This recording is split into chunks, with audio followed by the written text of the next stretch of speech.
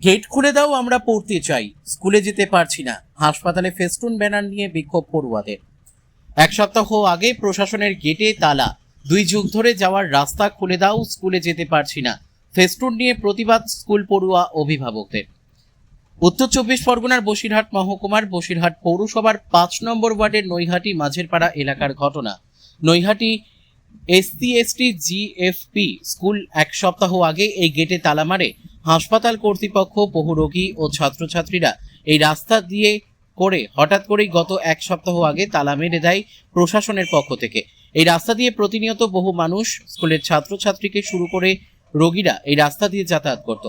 হঠাৎ গত সপ্তাহে গেটে তালা মারার পরে কয়েকশো ছাত্রছাত্রীদের অভিভাবকদের দাবি অবিলম্বে এই রাস্তাটা খুলে দেওয়া হোক, না হলে মেইন রাস্তা দিয়ে যেতে গেলে বহু দুর্ঘটনা, বিপদের মুখে পড়তে স্কুল পড়ুয়া থেকে সাধারণ মানুষ, যার জন্য তাদের এই প্রতিবাদী বিক্ষোভ প্রশাসনের কাছে তাদের স্মারকলিপি।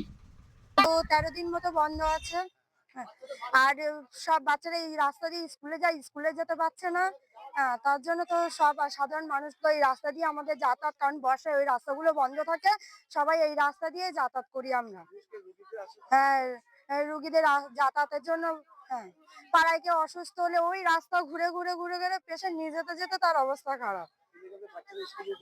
আর সব থেকে বড় কথা, এই বাচ্চাগুলো স্কুলে আসে।